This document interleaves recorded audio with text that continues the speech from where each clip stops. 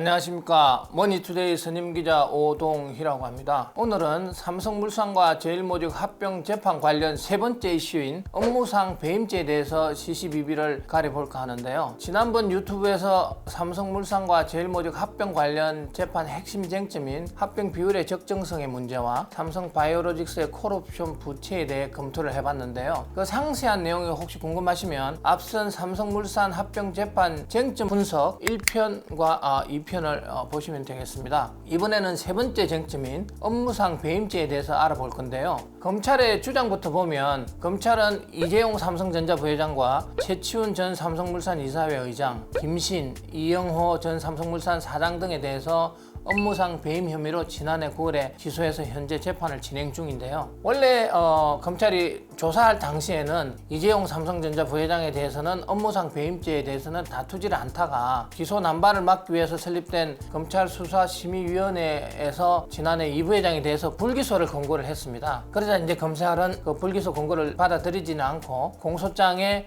업무상 배임 혐의를 추가를 해서 이 부회장을 기소를 했고 지난 6일 날 두 번째 정식 재판이 진행이 됐습니다. 검찰은 경영진이 업무상 임무를 위배해서 회사 및 주주들의 기업 가치와 주가 가치 정대 기회를 상실시켰다는 걸로 해서 업무상 배임을 주장하고 있는데요. 우리가 통상 배임이라고 하면 한자의 뜻대로 임무를 저버렸다, 그런 뜻인데 이번 재판에서의 쟁점은 이 부회장이나 삼성물산 경영진들이 어떤 임무를 저버렸는지가 핵심 쟁점입니다. 배임죄를 규정한 형법 제355조 2항에 보면 타인의 사물을 처리하는 자가 그 임무에 위배하는 행위로서 재산상 이득을 이렇게 취하거나 제3자로 하여금 이득을 취하게 하여 본인에게 손해를 가하는 것을 이제 배임이라고 규정을 하고 있고요. 그 다음 조항인 356조 업무상의 횡령과 배임에는 업무상의 임무에 위배하여 이렇게 되어 있는데요. 그 업무상의 임무에 위배하여 제355조의 죄를 범한 자는 10년 이하의 징역 또는 3천만 원 이하의 벌금에 처한다,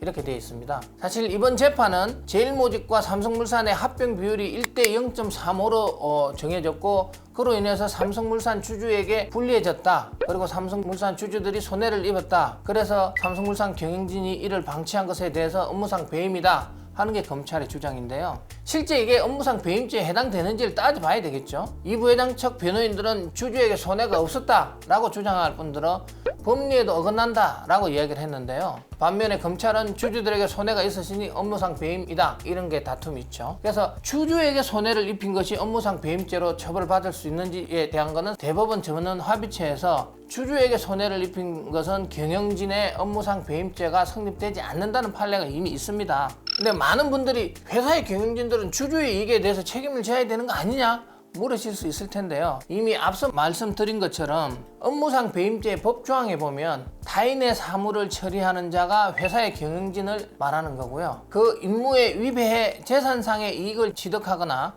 제3자로 하여금 이를 취득하게 하여 본인에게 손해를 가한 것을 이제 배임이라고 규정을 하고 있는데, 여기서 사실 본인이라는 게 이게 사람이 아니고요, 법인격입니다. 회사를 이제 본인이라고 지칭을 하는 거고, 여기서 주주를 본인이라고 지칭하는 것은 아니란 게 대단히 중요한 의미인데요. 두 가지 판례, 2004년 선고한 2003도 7645하고 2009년 대법원 선고인 2007도 4949 전원 합의체의 판례를 보면 이사들의 회사에 대한 배임은 성립을 하지만 이사들이 주주에 대한 배임은 성립하지 않는다 하고 판례가 나왔습니다. 이게 도대체 무슨 말이냐, 이해가 잘 안 되는 부분이 있을 수 있을 텐데, 회사의 이익과 주주의 이익이 다를 수 있다는 얘기입니다. 그러니까 회사가 잘 되면 궁극적으로는 주주들한테 이익이 돌아가겠지만 주주에게 이익이라고 해서 반드시 회사의 이익은 아니라는 얘기죠.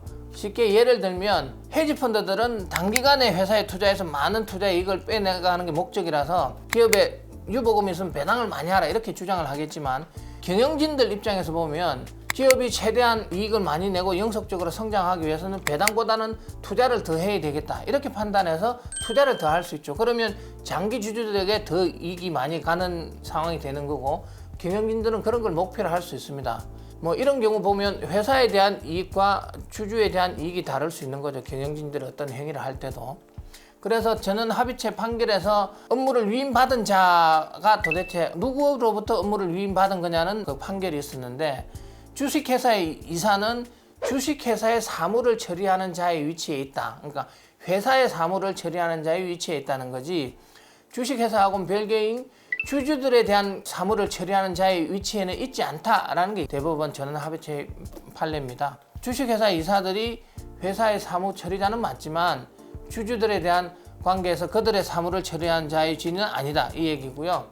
2009년 대법원 전원합의체 판결에 보면 이게 이제 에버랜드 사건인데, 그 당시에 이제 이사들이 주식회사의 지배권을 기존 주주의 의사에 반해서 제3자에게 이전한 것 같은 경우 이게 기존 주주의 이익을 침해한 거는 맞는데 그 지배권 객체인 주식회사의 이익을 침해한 거라고는 볼 수 없다. 그러니까 본인에게 손해를 입힌다 할 때 그 본인인 회사의 이익을 침해를 해야 업무상 배임인데, 회사의 이익을 침해한 게 아니라 주주의 이익을 침해한 거기 때문에 그는 업무상 배임죄에 해당하지 않는다 해서 무죄로 판단을 한 겁니다. 그래서 주주의 이익과 회사의 이익을 분리해서 따지는 배임죄 원칙상 주주들의 재산상 손해를 이사들의 회사에 대한 임무 위배로 볼 수가 없고, 그렇다면 업무상 배임죄 역시 성립할 수 없다. 이게 대법원 전원합의체의 판단입니다. 삼성물산 합병 시에 회사가 아닌 일부 주주들이 이익이 침해됐다 하더라도 이를 업무상 배임으로 처벌할 수 없다는 얘기입니다. 대법원 전원합의체의 업무상 배임에 대한 판례가 뒤집어져야 그게 이제 가능한데, 현재로서는 삼성물산 합병 과정에서 주주의 이익과 관련해서 경영진이 책임질 일이 없다는 얘기고요. 검찰의 업무상 배임이라는 주장이 대법원 판례로 볼 때는 받아들여지기 힘든 주장이다, 그런 얘기가 되겠습니다. 이상입니다.